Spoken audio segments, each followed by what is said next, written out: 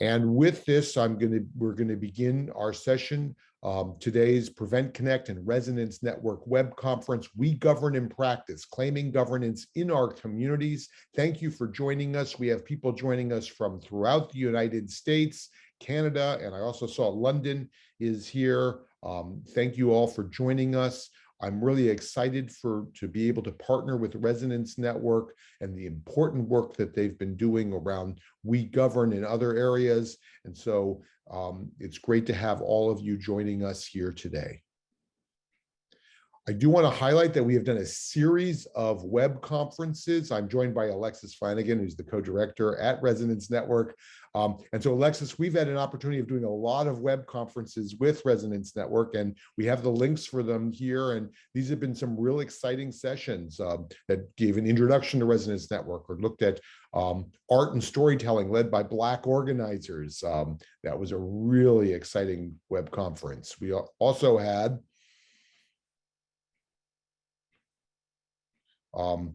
planting the seeds to build communities, and then a session from the 2020 National Sexual Assault Conference of Reimagining the World Without Violence. You can download and watch these recordings of all of these. They're available for all of you to be able to do if you want to get other information and background of what we've been doing with Resonance Network.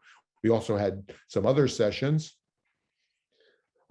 We did last year, almost a year ago, we had another round, We Govern. And then in this year at the 2021 National Sexual Assault Conference, we had a Reimagining the World Beyond Sexual Violence, Embodying Action.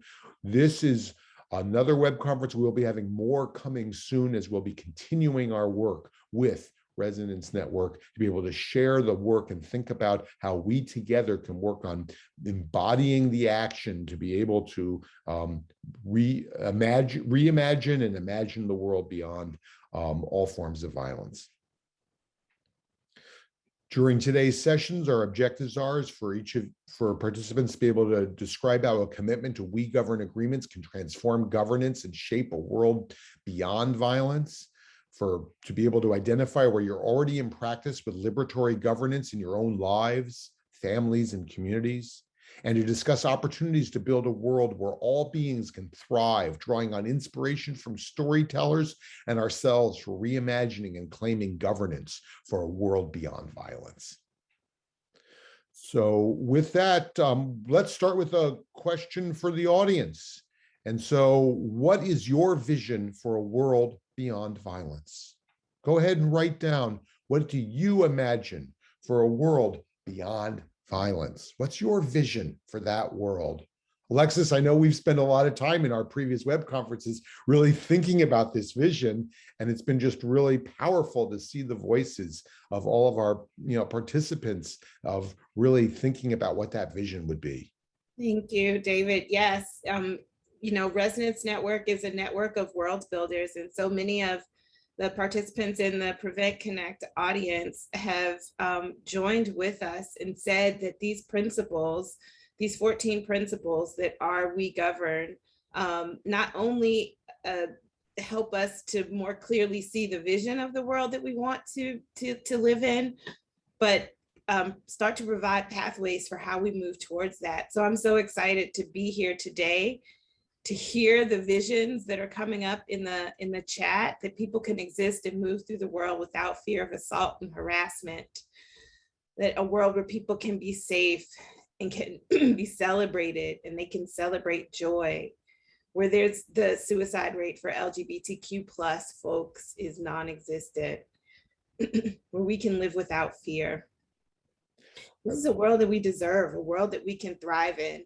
And it's a world that, that those of us who've been participating in these calls over the last year or so, in these sessions together, that are participating in the network, that are thinking about what it means to live into this principle, these principles believe is possible, that it's within our power to build. And so we're going to talk about what it is to build that together today. I love this world based in love, safety, respect, and gratitude. And respect, celebration, and wholeness. And I think it's so important for those who've come from doing we spend so much time talking about what we're against, and what we're really doing is thinking about what we're building toward. And I think Resonance Network really has been leaders in helping us think about and develop that vocabulary moving forward. So let's move, Alexis, why don't you give a little bit of a background around WeGovern?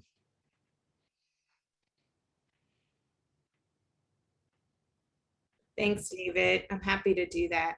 I'm going to do something that's just like full transparency. Part of WeGovern principles is that we get to be our whole selves and we get to live our whole full lives.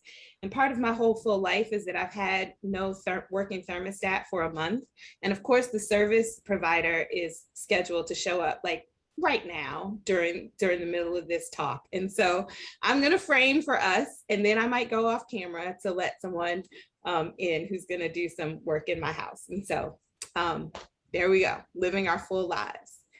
So a year ago in September of 2020, when we were feeling the weight of what the movement for Black Lives has come to call Freedom Summer 2020, we were at the height of the pandemic.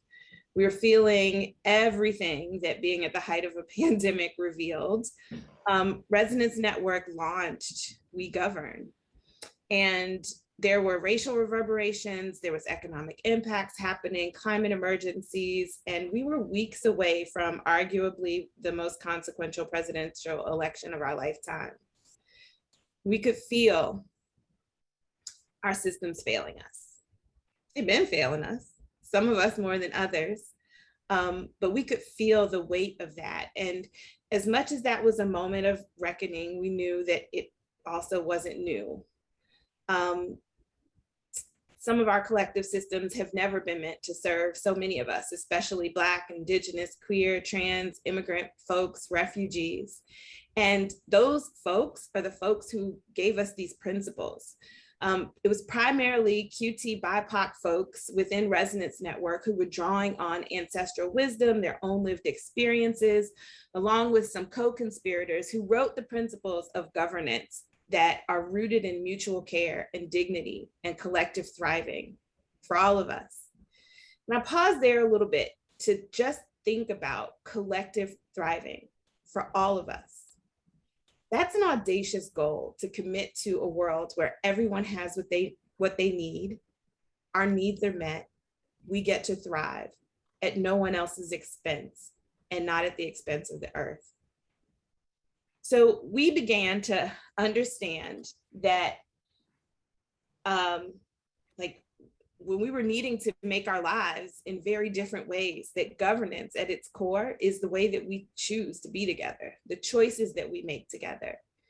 And like we and Resonance Network, the authors of these principles, held a vision of a bold and liberatory future where beings can thrive, where we can thrive.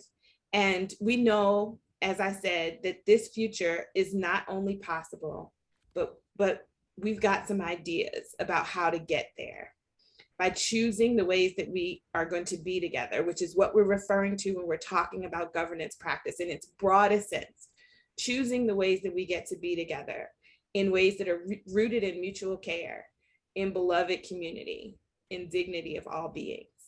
And so this kind of thriving can feel aspirational, and sometimes like legitimate feedback that we get about the principles, about our work, about moving towards such a bold, embodying such a bold and audacious worldview, is that sometimes it feels utopian. But we know, and like we have glimmers within our current experiences of the kind of liberation that we hope for. And so liberation is it's with us, it's inside of us, it's part of us, it's our birthright in many ways. And we're living it out, we're living it in practice in our families, in our communities, and we're shaping systems, and we're doing it right now. And so I offer that to push on the idea that this is intangible, that this is impossible. Maybe unprecedented, but unprecedented doesn't mean impossible. In many ways, these principles aren't new either. They draw on wisdom from generations past. They draw on our various ancestral indigenous wisdom rooted in care for land, natural resources, and community, and a commitment to shape our collective future through the stories that we tell right now. Our ancestors told the story of us being here right now, remembering and adding our own special sauce to the elements that these principles uphold, that are going to bring us to shape the world that we all deserve to live in. And so what are we talking about when we're talking about governance?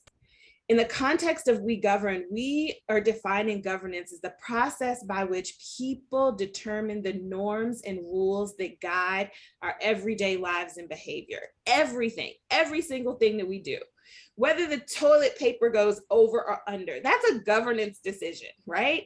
And that impacts like all of us. And there's reverberations about like whether or not everybody is on board with that within our homes. How we choose to live together, how we choose to recognize and uphold one another's well-being, like putting down the toilet seat, and freedom, how we choose to use our resources together, how we choose to build systems that reflect like what our shared values are, how we choose to care for land as land is caring for us, even despite what we do to land and water so often, it continues to hold and care for us. This is all governance. And if you're on the website, we-govern.org, there's a set of FAQs. And in one of the responses there just resonates with me, and I talk about it a lot, and it really is like, maybe I'll use the toilet paper roll instead of this example from now on. But whether we're deciding to struggle with a kiddo about whether or not to eat their broccoli, right? Whether or not we're considering like, is this a question of bodily autonomy? Do I get to dominate, or is this an opportunity for something else, right? When we're in those questions, when we're facilitating a healing conversation among friends, or when we're planning how to clean up our neighborhood or our town, we're making choices about our collective well-being, and that's governance. Governance is making those decisions together at small scales and large scales about the things that matter to us and impact our lives. Excuse me. And WeGovern is about an invitation to like remember and reconnect our agency to be doing that. To not think of governance as something that someone over there, that someone in that building, that someone in like a seat of power does, but that this is something that we have agency to contribute to create the conditions for our lives and to create conditions that are conducive to our thriving. And so we launched WeGovern last year. Hundreds of you signed on. And we heard from so many of you with a lot that there was a lot of excitement and conversation about governance, and that folks really wanted to dig into the work together. And so earlier this year, we launched our first WeGovern learning community, and it's formed with the leadership of Aparna Shah and Casimira Carter Howard on our Resonance Network team.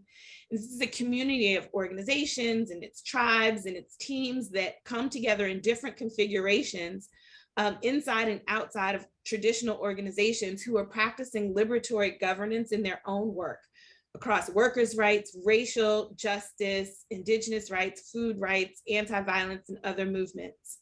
And our guests who are joining us today are from that learning community. They're gonna share stories, and they're gonna share the brass tacks elements of what it takes to live into liberatory governance right now, as we sow the seeds for the world that we want for our descendants. And we're not gonna offer a conversation about like how to be perfect and how to get it right out of the gate, right? We're in practice, we're peers here, right? So we want to have the honest conversation with you about what practice and evolution and transformation look like over time, and also subverting time, because transformation has a way of going backward and forward across generations gone and generations yet to come in powerful ways if we just commit to be present to our own transformation, our own evolution right now. And so our communications director, Ariel Suarez Murias, who was instrumental in holding together the group of folks who crafted these principles, reminds us that these principles are a set of values. Is that, oh, look at that. Speaking of governance, that was my timer that I didn't know was going to go off like that. That it's a set of principles for governance that will come, right? And we're not shaping a perfect system out the gate, and we're not shaping a perfect system to supplant an imperfect system that is going to exist in perpetuity. Systems are going to change and they're going to evolve to meet the needs. And some of stepping into agency around governance and feeling into consent around the decisions that are made that impact our life is about being able to move with the fluctuations and being able to expand as we remove blind spots about what is needed from ourselves and from others that are in our communities. And so this is how change happens. As we act, as we make choices in the spirit of these values in our daily lives with our families, this is how change happens and how transformation begins. And so here we are with two fantastic guests who are going to tell us some stories and have an honest conversation about what it looks like to try these principles on in multiple levels within themselves, within their communities and their work, and within the collective systems that they're transforming. So I'm so excited for you to hear from them today. And let's introduce our guests and get into their conversation. Okay, great. So we're going to move. We do have a bunch of slides. Before we do that, we're just going to we're going to ask an audience question, and then we're going to introduce our guest storytellers who will be telling us some stories. So what comes to your mind when you think of governance? It's not a part of often our day-to-day language. So I see imposed, federal, control, agency, colonial, stiff, government, order, collective decision-making, structures and process decision-making, power, traditional governance, government, force control, power, those people in charge, order, who decides, engagement, institution, a lot of decision-making, law, policy. So let's think about, Alexis is framing governance now as me thinking the way I parent my dog, agreement, power of decision, how we decide to decide, caste system, responsibility, oppress and dominate. So Alexis, when I'm seeing this, governance evokes a lot of these sort of dominant forms of what we've seen of how governance goes on, and there's a little bit of possibility about how governance can be different, but I'm seeing a lot of evoking of that dominant top down, but I'm also seeing pieces of, about thinking about how we can look at individual decision making and responsibility and how we can be able to do things collectively. So I'm seeing both those elements in what our audience is talking about. Thank you, David. What has been so exciting in this learning community as people are getting their hands dirty together in this is excavating the ways in which we are already living into these principles. What I notice about governance, what we've noticed about governance, even in the governance of Resonance Network as a whole, is that there's a tendency to want to throw up your hands and lean back, right? When governance is at play, and to look around who's in charge here, right? Who's going to make the decisions? Who's in charge here? And I think these experiences that are that folks are putting into the chat of of governance as being associated with oppression and domination, and with like silencing and acting on people again, without their consent, like kind of makes us stand back. But our guests are going to share, and we're going to be in conversation about the ways that we are doing liberatory governance right now, in ways that are disruptive and that are subversive and that are life-giving and that are transformative, and we have room to grow. And so I'm excited that we're going to be moving into that direction today. Great. Well, thank you, because there's so many conversations I want to have just from the chat. So let's get a chance to meet our guests, and we're going to ask them to introduce themselves, not in the typical, we're going to read a bio, but actually ask each of them to tell us. So you're going to see their titles here, but we want them to be able to tell a story about who they are. And so we have, so we're going to start with, we have Sharon Transgard Scott, who is the executive director at the Vermont Network Against Domestic and Sexual Violence, who uses the she and they pronouns. And we also have Jonathan Polk, JP, who's the executive director of the Orange County Civic Engagement Table, and he and him. But we're going to ask Karen and JP to introduce themselves. So Karen, we're going to start with you. And can you just tell us a little bit about a story about who you are?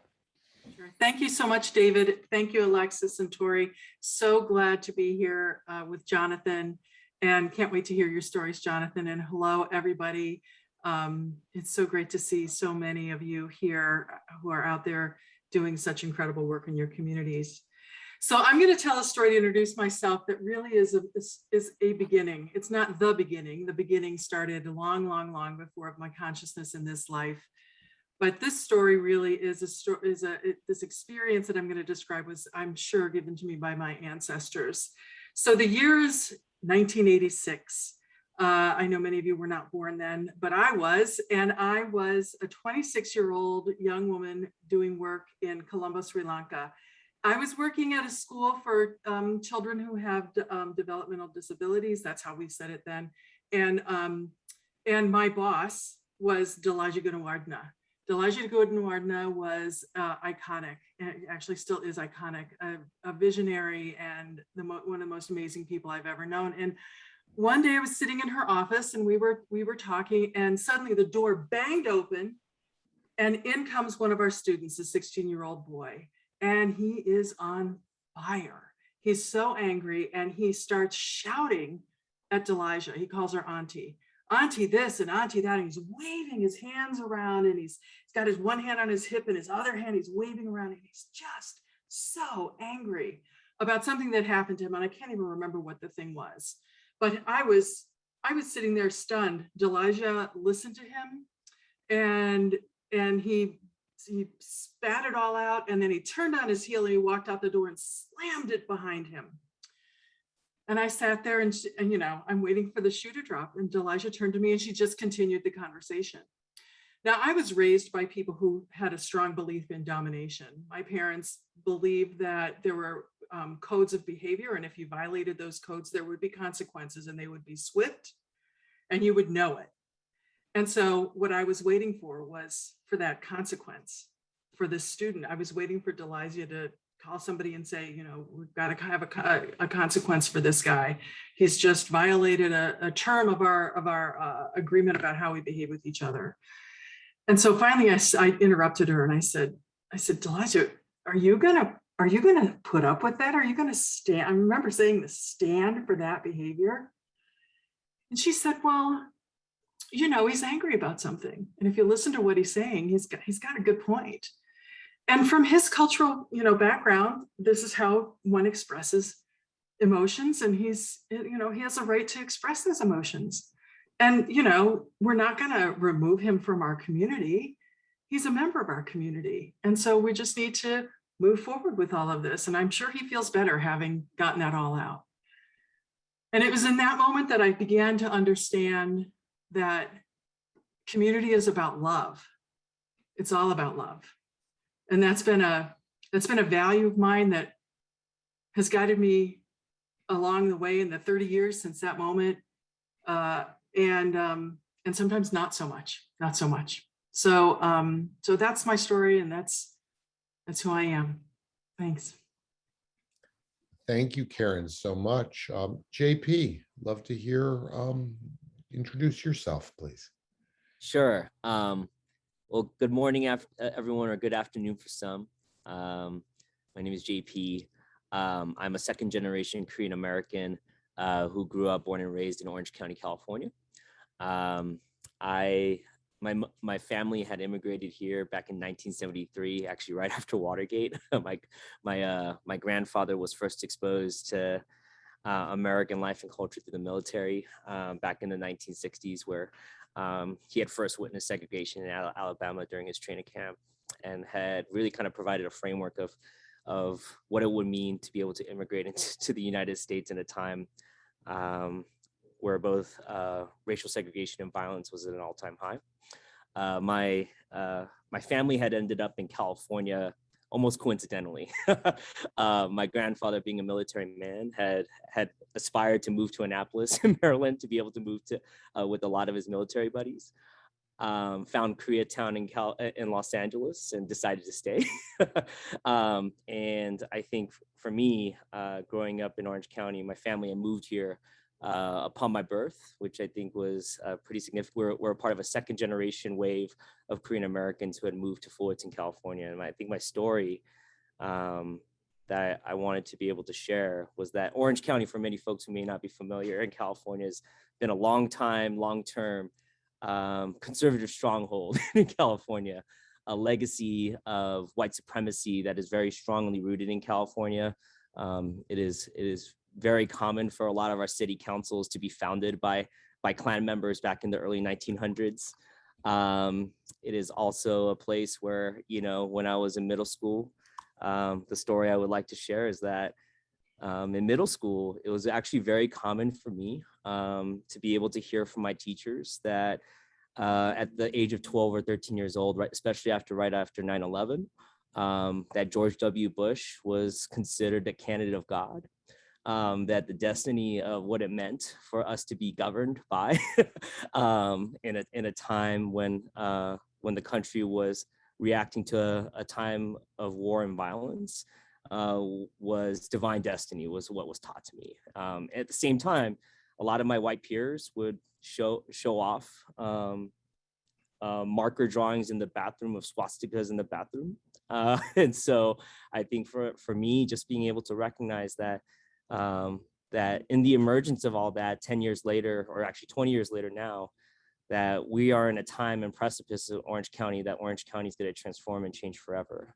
In a time when, as my partner and I consider raising a family here in Orange County, and what many people call the belly of the beast, is the fact that our children will now grow up in a place where we don't just prevent violence or curb violence, but actually give an opportunity for our future generations to be able to thrive and be liberated, and to be able to liberate not only in terms of what they are actually seeing, but liberate the types of relationships that we're able to build, which we're going to be able to speak about more later today.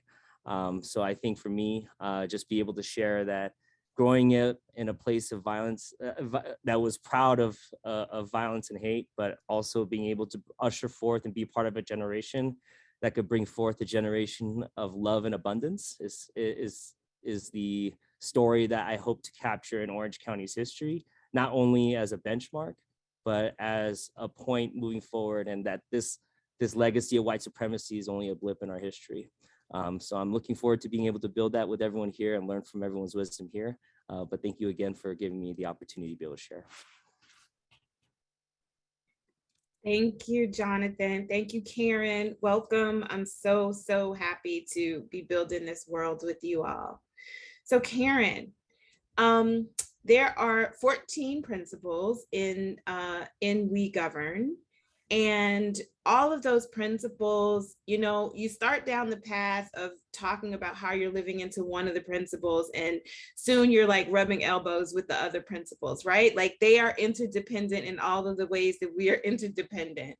But I'm wondering, are there particular principles that you are practicing that can help our audience see, feel, hear, taste what it's like to live on in these principles. And, you know, Karen, within the network, we talk about like transformation happening very much in the same ways that we think about the socio-ecological model, as they're like these concentric circles that spread out from the eye, right? And so as these principles, like to your storytelling can be shaped by how these principles impact you, how they impact you as part of a community, whether that's your organization, whether it's family, friends, and neighbors, and how it impacts the transformation that you seek and are working towards and building towards in our collective systems. I'm taking a deep breath. So, you know, it's interesting to me that WeGovern really, the genesis of WeGovern happened during the global pandemic, because you know, my observation of the global pandemic is that it burned away so much. It burned away all the veils that have been, at least over my eyes, around many of the ways that, well, many of the systems and structures and assumptions and ambitions that have guided at least my life. And I can say with some clarity, the way that the organization that I work for also operated within a movement that also embodied systems and structures and assumptions and ambitions. And, you know, this burning away really revealed so much about who thrives and who doesn't thrive, and who, you know, this really small group of people that are thriving in our society today and in our world, and in the vast majority of folks who are not thriving, who are holding on, you know, hoping for and toiling for something better, even though the systems are set up. The reality is that there isn't, you know, the system is set up so that those things don't change. So, you know, I'm going really big, but let me shrink it down to the reality of the day-to-day, I guess, or at least of the community that I'm going to talk a lot about, the community that I work in. The pandemic served to narrow our world so much, and with the unveiling and the narrowing of the world actually has led us to understanding how we can change things by actually being the things that we want to be, the world that we want to be. So the current worldview is not working. And the community that I work in came together and took a hard look. We interrogated our structures and our practices, and we realized that we were perpetuating that worldview that wasn't working for us individually or collectively. And so we had to create a vision for what the new world would look like, what we wanted that world to look like. And really quickly, we came to the place of what we would have to do is to be different, not do different, be different. So on the WeGovern list of principles, there's the slide that is about choice. And choice to me is one of the biggest words that we should be discussing when we think about governance and liberatory governance. So, you know, Alexis, you gave that list of choices, how we choose to live together. If we take that list, how I choose to live together with others, how I choose to uphold the well-being and freedom of others, how I choose to use my resources, how I choose to live out my values, and how I choose to care for the earth. That's a starting place. And as we interrogated our structures and, you know, came to the same conclusions that so many others have come to, that the structures, the nonprofit industrial structure, the way that work is being done we're actually trying to use the master's tools to dismantle the master's house. And we know from Audre Lorde that just doesn't work. And so we had to do some hard choice making and some hard self-examination about our own relationships, my own relationship to power, my own relationship to white supremacy culture, my own relationship to a generational construct around heroism. So to explain this further, I grew up in the 1960s, and every Sunday night, my parents would turn on the TV and we'd watch the Disney show. And in that Disney show, every Sunday, there was a presentation, a show about some hero, usually a white male, cisgendered male guy. I mean, my goodness, when we're talking about LGBTQ plus folks back then. And that hero was presented to us as who we should aspire to be. So for me, growing up, coming into leadership, getting jobs at nonprofits as executive directors, I discovered I was opting into this hero narrative, and then coming into the movement to end gender-based violence, opting into the hero narrative when it comes to advocates, and then adopting a philosophy around leader servant. So which is a philosophy where you, as a leader, you serve the people that you work with. And all of that stuff is really great, except for that it all really centers me. It centers me and my thriving, me and my emotional needs, me and my ego needs. And so when we started interrogating these structures, we had to really take a look at the way that the structure of our movement the way that the structure perpetuates these ideas. And I got to tell you, it was the pivot from what am I going to do to what are we going to do? The pivot from this is my idea and I'm the leader, so we're going to carry it out, to what do you think? What should we do? What feels right? What are the relationships we need to be able to build this? What happens if it fails? Let's see what happens. That pivot was a hard pivot. It was a hard pivot for me. And it was a liberatory pivot. Absolutely liberating, because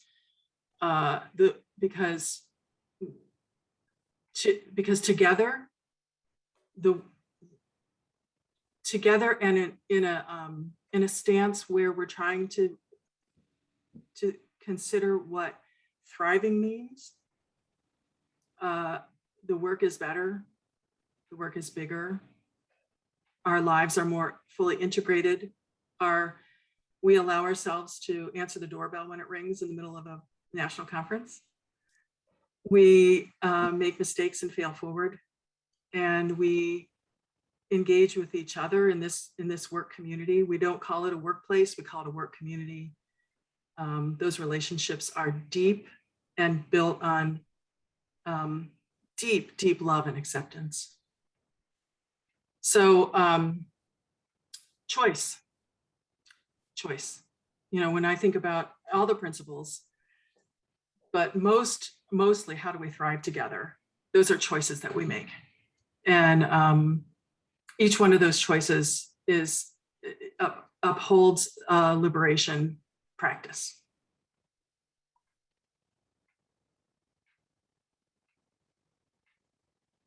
Thank you, Karen. So Alexis, let's go to our audience, and let's hear from our audience a little bit about how do you see, and there are sort of there's 14 of the WeGovern principles, but the three main groups are: we govern together, we keep each other safe, and we thrive together.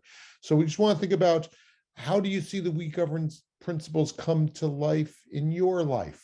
So we'd just love to hear from your audience. I saw a lot of resonance in, how appropriate, Alexis, when I say resonance in a resonance network piece, but I saw a lot of resonance in the audience as Karen was speaking about, we're doing that,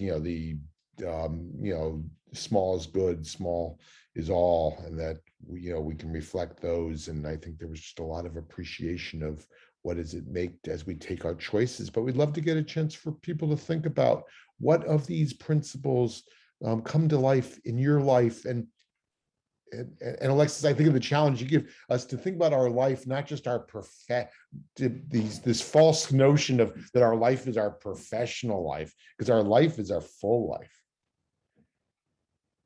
Our full self, right? How do these come to bear in our whole life? So just love to think about some of these, how do, about, because I saw at the beginning, there was sort of that, we think of governance as that what's done to us by others, but we govern together are those principles about how we do things together, or about how we keep each other safe, or how we thrive together. And it's about a different set of rules. And so I see we've got questions coming. We'll get to these questions, but just love to hear from you, your thoughts about how this goes. Um, so Jobert talked about, the daughter being in the midst of a mental health crisis. The community was crucial to maintaining her safety and the safety of everyone in the household, and how it became that the community, it sounds like the community came to be able to provide that support and ensure that safety.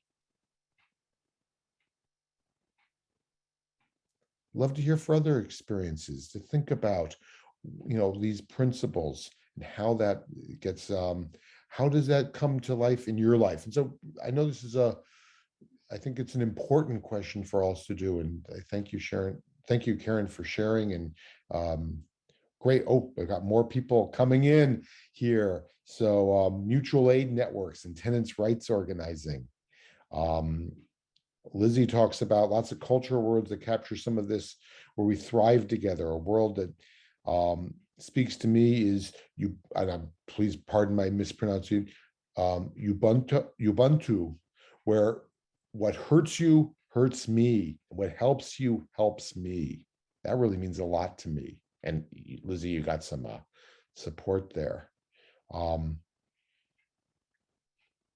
This is my home piece. I grew up in the 1980s too, and always felt that this is the way the world should work.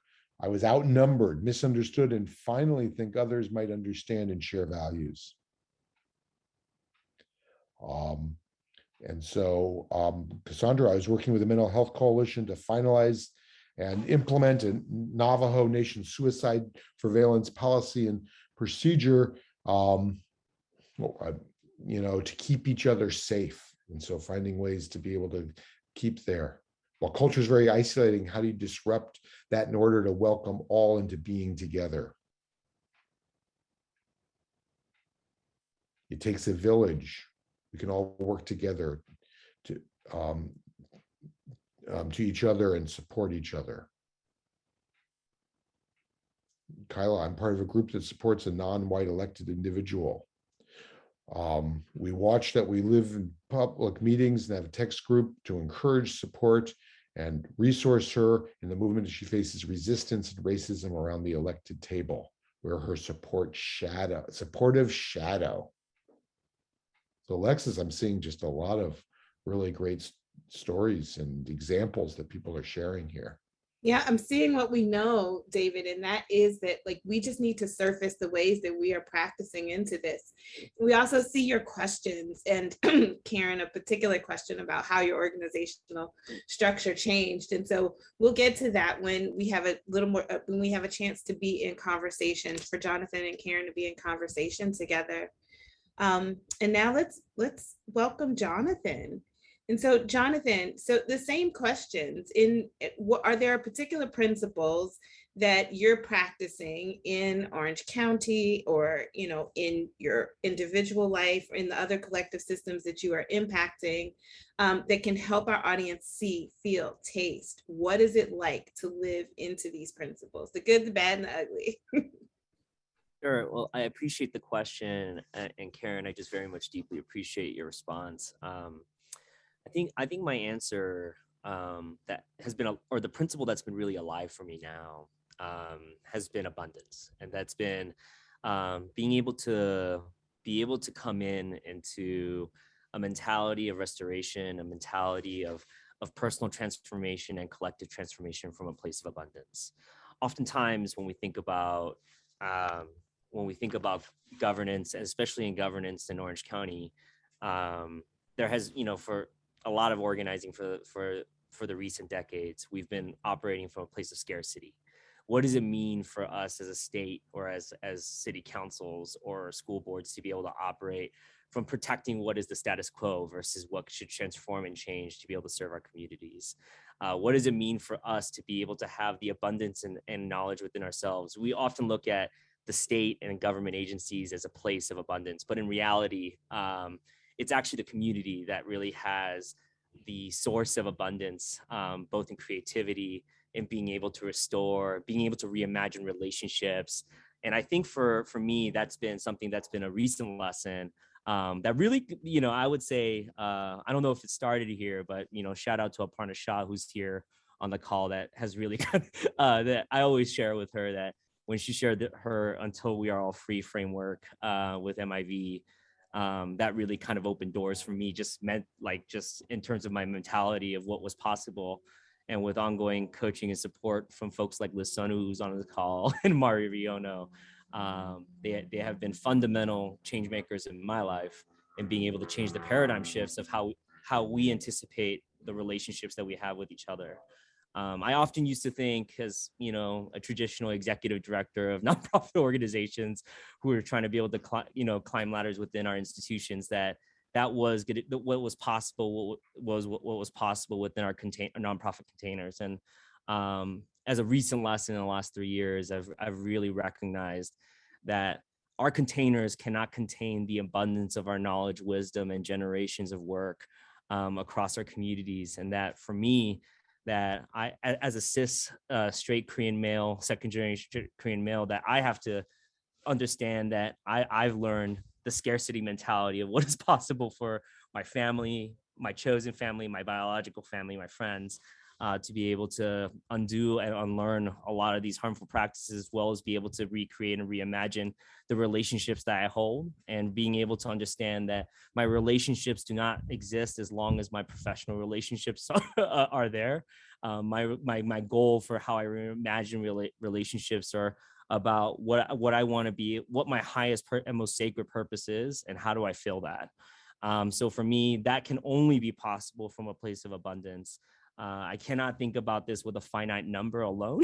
That at the end of the day, that that I believe that how we build and cultivate meaningful relationships from a place of abundance helps us reimagine the restoration of the community and the state, which I'll talk about more later today. And also the fact that for me, that has to start with how I reimagine what is possible in my own personal life, so that I can't operate from a place of martyrdom or self-sacrifice or endurance, that something that we over celebrate in our sector of work, but rather what does it mean for us to no longer have to endure, but be able to continue to live every day in abundance, is a practice that I'm going to have to continue to learn for the rest of my life in order to see the reality of the world that I would love to see, and that we as collectively would love to see in Orange County, and that we're going to build. So that's the principle I'm living into most recently. I'm still learning a lot about it, but I'm excited to be able to share more.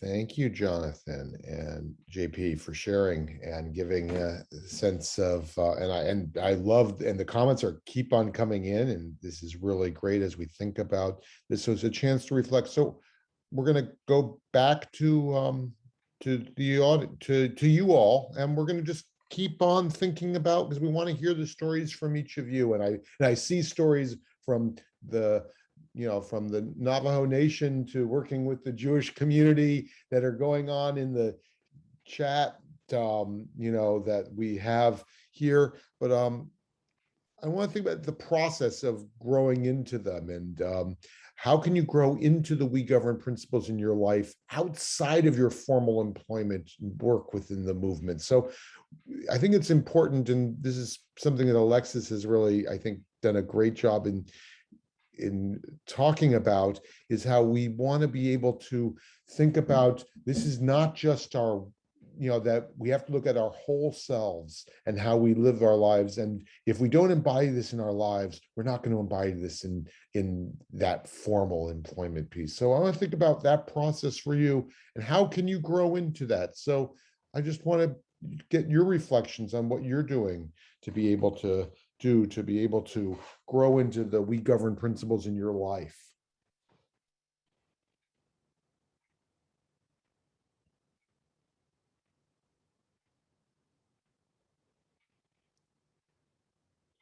So go ahead and write into the chat. We just love to hear, places of how, how can you grow? What support do you need to be able to think about how we can be able to do this, and how to honor what you are doing, and to think about what we want to be able to do. So this is, love to hear those thoughts.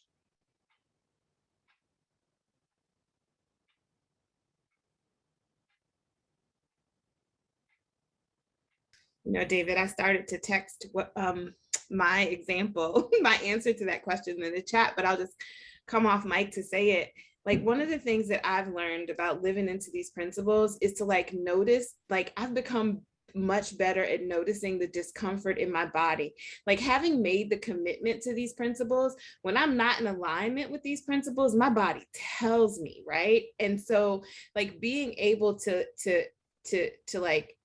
tune in and to remember that at this moment, what could happen is, at this moment when I'm out of alignment, I can be covered with shame, and I could just feel guilty, and I can all of those things. And what Karen reminded us about is that governance is about the choices that we make, right? And feeling into my body when I'm out of alignment reminds me that I have other choices available to me, and to reach for those choices. And I see lots of resonance with lots of yeses and exclamation points, Alexis, as you're talking of the body. I think of JP's talk about abundance, and how moving away from our habits of scarcity, and to just be able to, and so for me, it's about just really, where are those answers, and find the range of answers, as opposed to there being the answer. It's that range of answers, and that's where there's so much. And that, being a parent, I have to learn that of, those different realities of how to support my child, and what choices my child wants to make beyond those sort of narrow ones that are easy for me to get caught into. And so, and it's a struggle for me, because there's part of me that wants to fall into that normative way of being as a parent. Colleen called in the non-human resources that we have, right? Just observing nature, the other beings that we share the planet with, have clues and information for what some of those other choices are and what they can be. And I didn't mean to editorialize on your comment, Colleen. Those may not be the non-human resources you were referring to, but it really, really resonates with me.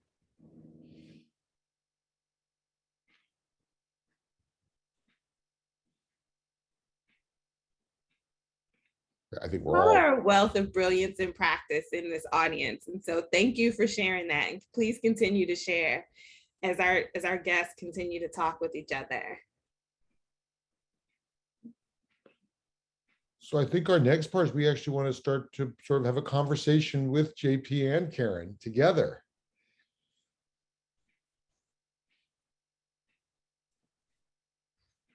So Karen, I know that question was in there for you. So I'll kind of frame this a little bit.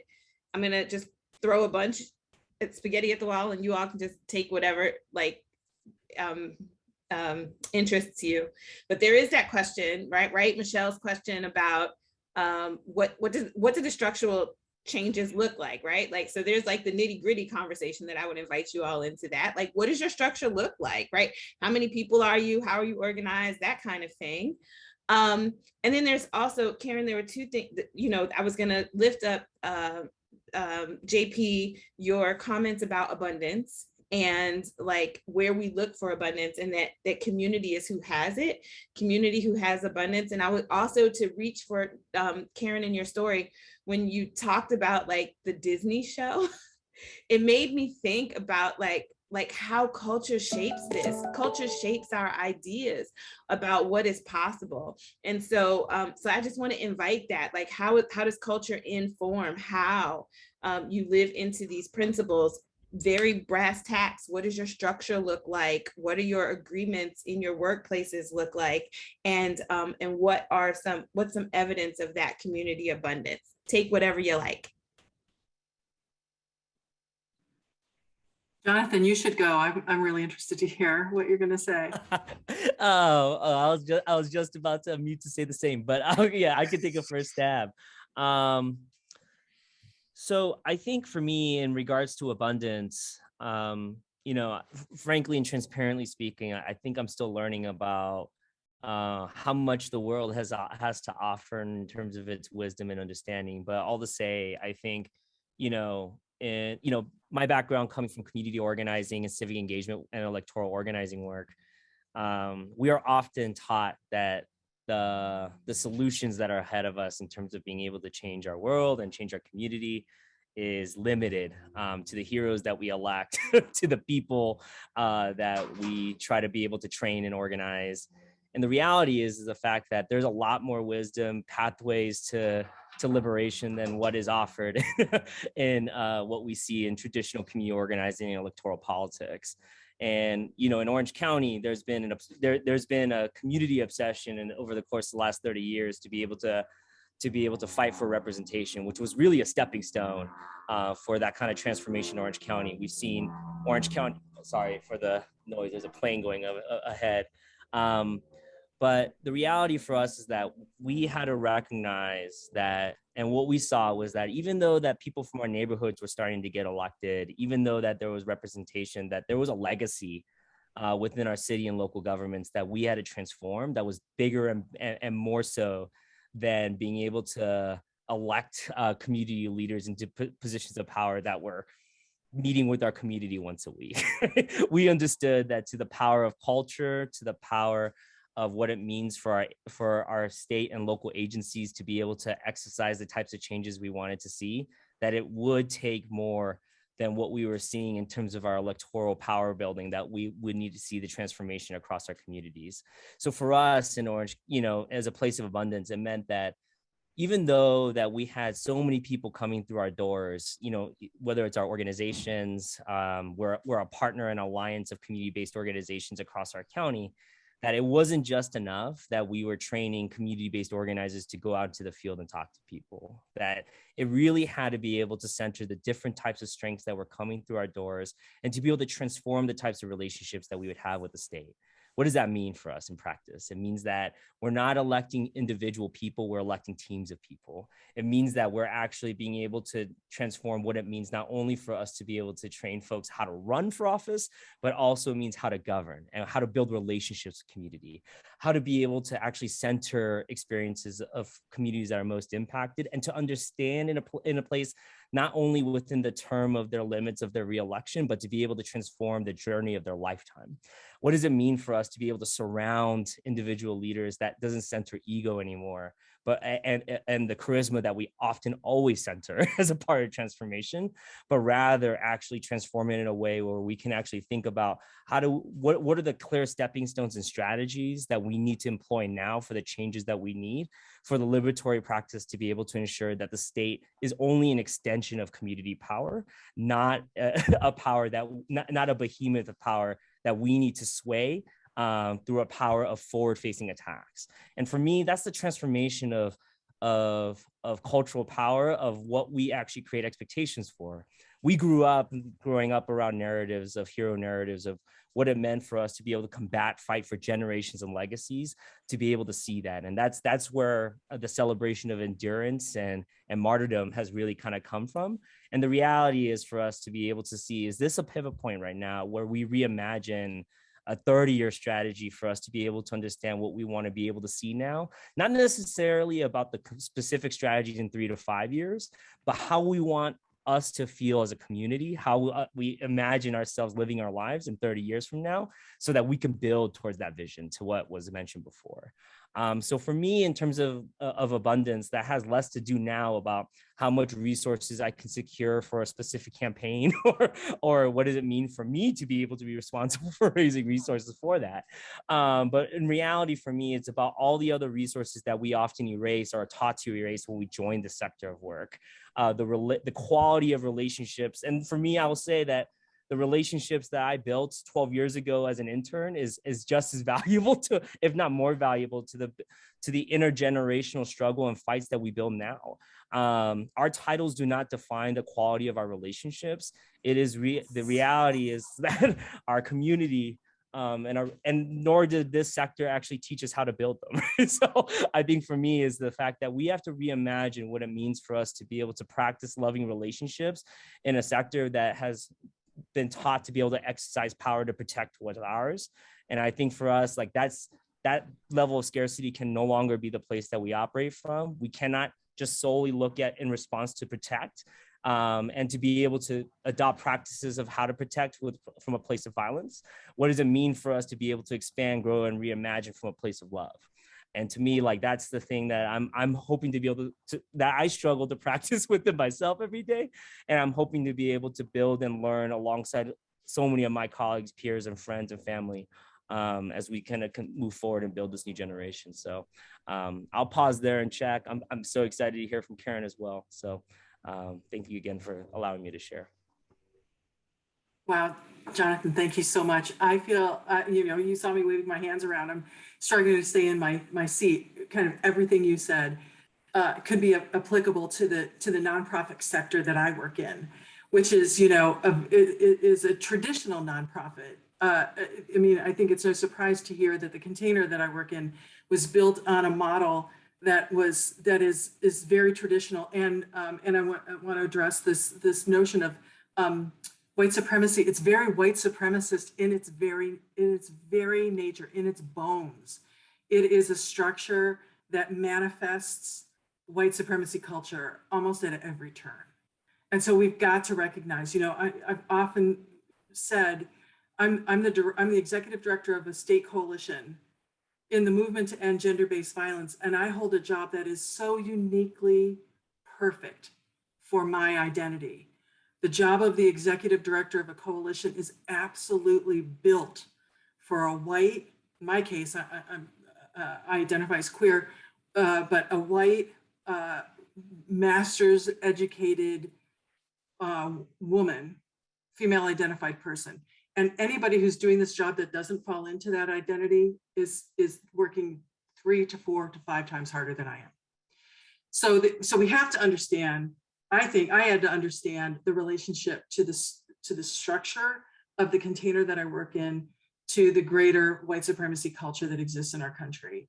And Jonathan, I love what you have to say about we don't elect individuals, with that ego and with that charisma. We elect teams of people, because that's essentially what we're trying to do in our organization. The fundamental question, I want to say work community, I'm trying to change my language.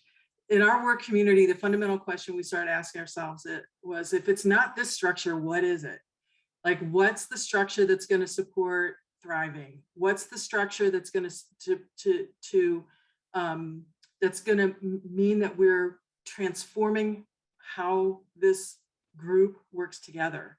And so we did some work with the brilliant June Hawley, who lives in Athens, Ohio, and she talked to us about networking structures.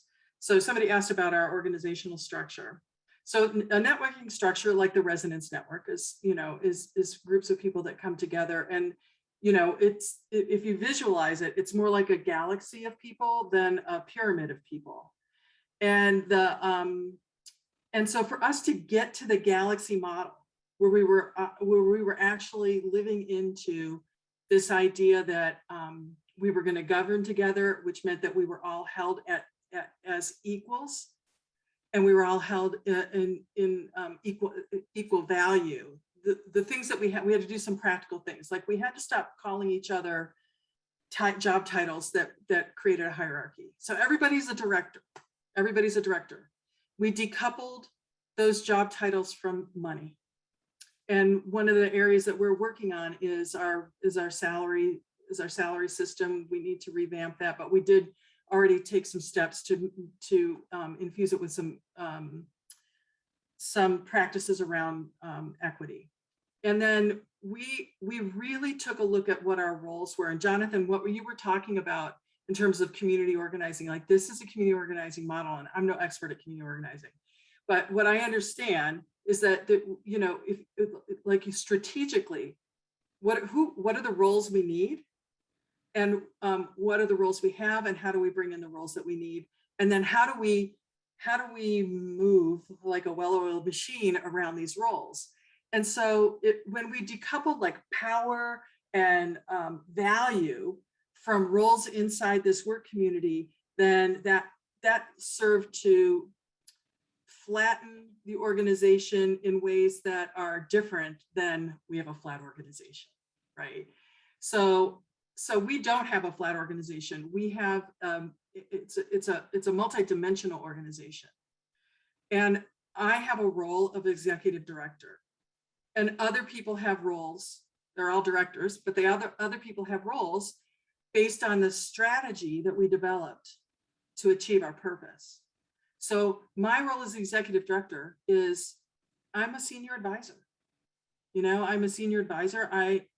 We have a standard in our organization, in our community, where folks have the autonomy to do work that they feel is important, as long as any decision they're coming up to, if it's going to impact somebody else's work, they have to have a conversation. They have to be in community with them. So, you know, I get to learn a lot about a lot, because a lot of the work that happens inside the container impacts me, but I just give advice. So, which, if there's any executive director on this call, this is the most liberatory practice imaginable.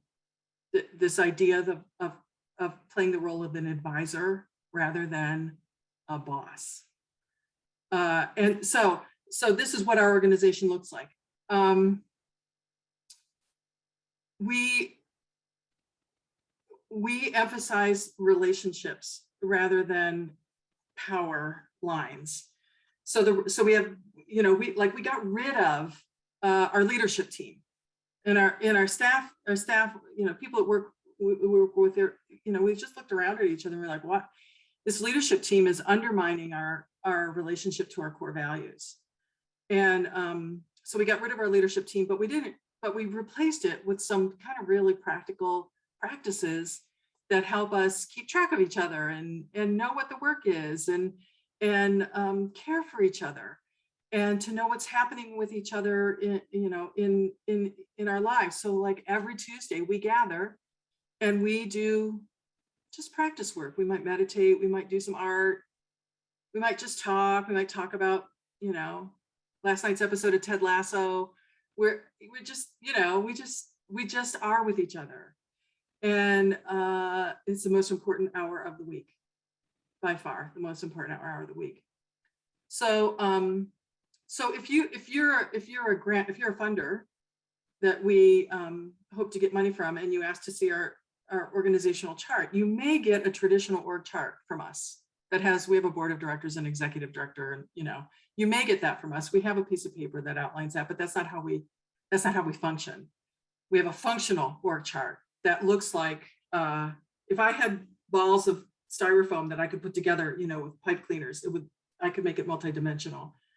But it's circular in its nature, and that's how we do it. Thank you. As we evolve and as we learn and as we share the learning, like what you're talking about are just principles of being in a network with one another, right? Like we're peers here, and we're all learning together, and we're practicing, and we can help influence the evolution of other pieces. You know, Karen, this makes me think about like Resonance Network's organizational structure, like this, just the structure of a network, and in full transparency, like you know, the circle that kind of, you know, Resonance Network is organized around circles, and the circle that kind of holds navigation maybe is kind of what in a traditional organization might be some of the roles of a board of directors, but really just holds these relationships and holds like stewardship over the mission of this network. Karen sits in that circle, and we have had lots of conversations about how over the years, this configuration of just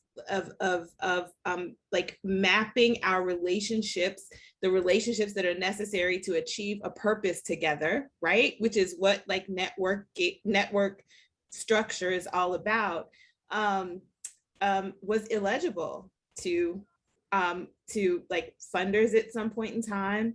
And as we have deepened our practice and as we have been able to offer what we offer and to have the transformation and the growth that we have experienced in our networks and in the communities that we are a part of, those same institutions have come and said, tell us more, right? Tell us more about what you're learning, like show us more about what we're learning about governance. And so I offer that to say that it's through this sharing, right? It's number one, through the willingness and the openness, right? To be and to become something different. And through the sharing of our learning, that even those systems that right now we have to translate for, right? Right now we're doing some translation work, but we can also like model and invite into practice, as we're inviting like the audience that's in here with us today, right? We introduced ourselves, you all introduced yourselves by telling a story about who you were as a whole person. You all did not introduce yourselves like through like your, you know, organizational hat. And that's just a way of being that helps to build relationship and to build connection and to build what one of you, I think it was you, Karen, offered is like, you know, love, to put love at the center of this. Like I love who the Karen, the whole person, and JP, the whole person, and all of that has to come to bear on this work that we're doing together in this in the world. And so, like, thank you for highlighting that. Yeah, there are systems, and part of the ways that those larger systems, I'm going to say it. I'm going to say the whole thing of like, there's an impulse to edit, but I'm not going to, like, what it's going to take for those systems to transform or quite honestly get out of the way is for us to like live our practice out loud. And so, and that's what you all are doing.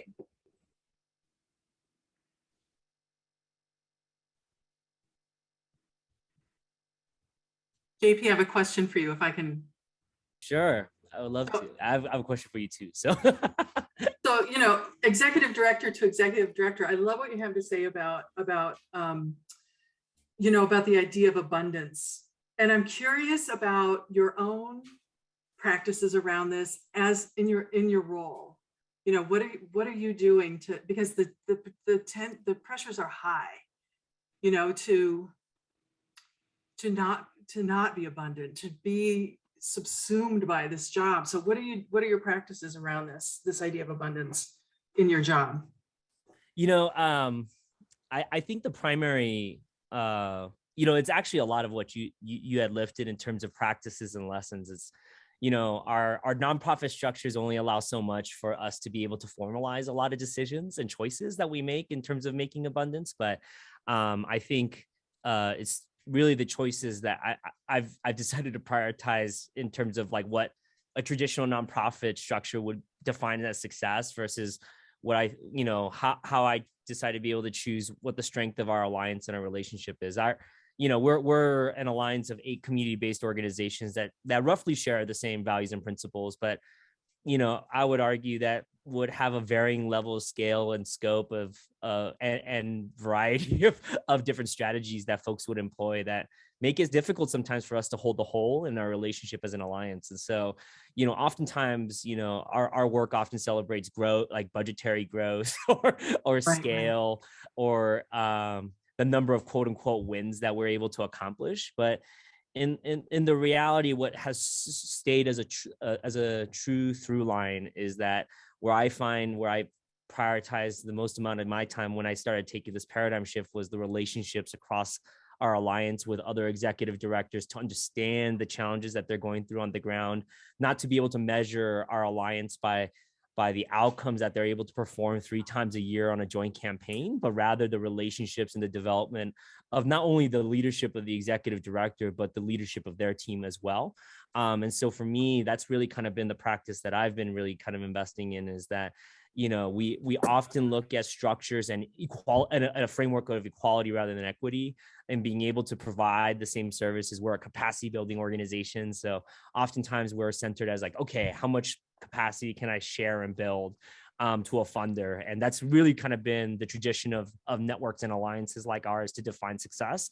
And not saying that, capacity not being built or being built is a measure of success. But for me, the practice of abundance has been the abundance and how deep a relationship can go to be able to co-conspire for the transformation of our county, and being able to actually understand that we're actually taught to be, in quote unquote politics, to hold our closest and dearest vision to the closest to the heart instead of sharing it and creating a place to be able to cultivate and share that without harm. And I think for me, that's kind of the abundance piece that I find myself playing a lot more of a role in, is to be able to help to deepen my own analysis of where I have my own scarcities, to be able to open up the vulnerabilities, to be able to look at our partner organizations as peers, to be able to understand what it means to be able to build a vision collectively, and to be able to understand that taking our time, being able to build a collective vision doesn't mean a scarcity in time.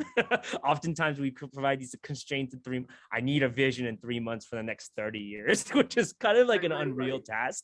But rather being able to give an abundance of, like, being able to understand the abundance of time, not necessarily the time that it takes for our communities to endure suffering, but rather the time that it would take to be able to build meaningful and thoughtful relationships. I think for me, it's been the abundant practice that I've learned how to adopt, and I've had to unlearn from previous organizations I've worked at and otherwise. So, but yeah, that's kind of the practice, and really just, and I've just, my question to you, when I really kind of think about this, is what was the call? I think for me, it's often the struggle of being able to kind of take the shift from, okay, I feel like I'm ready personally to make this leap.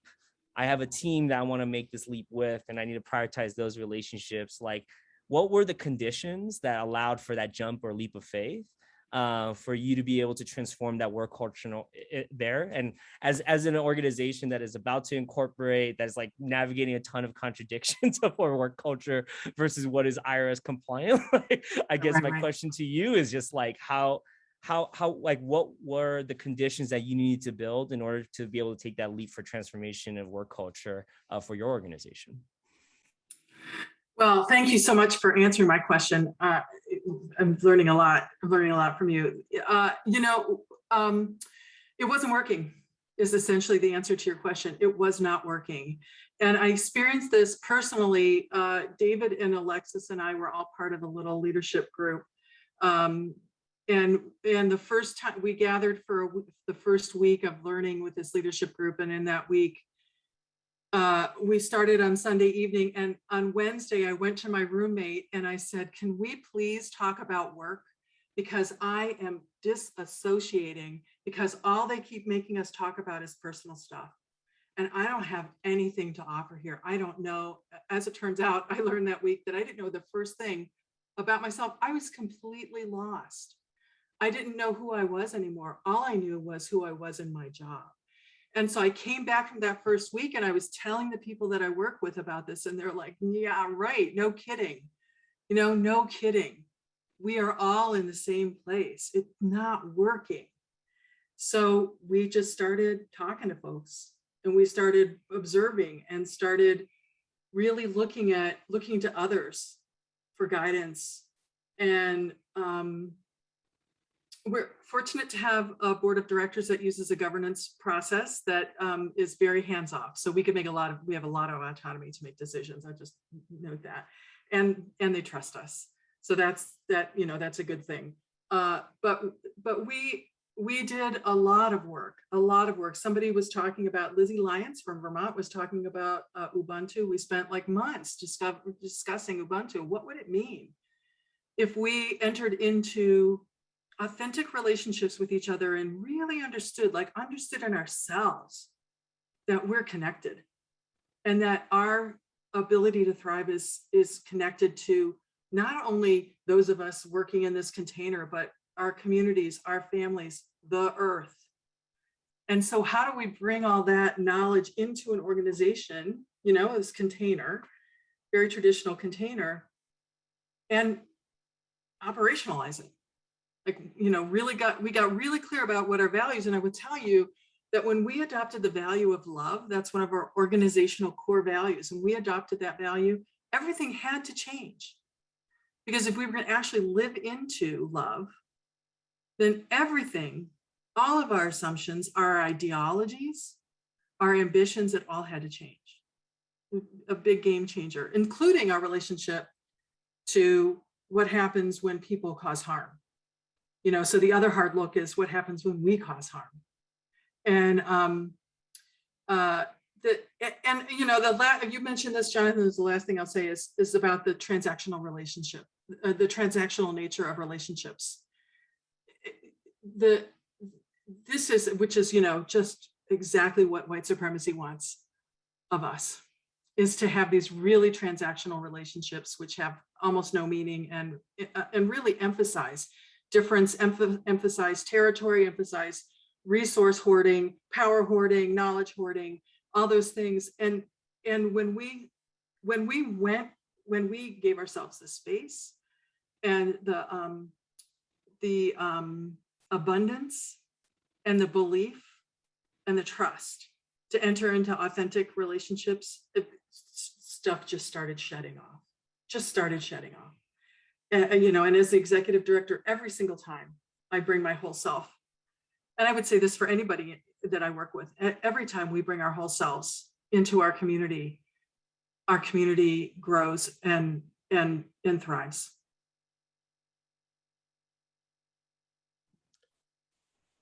Thanks so you, much for Karen. sharing.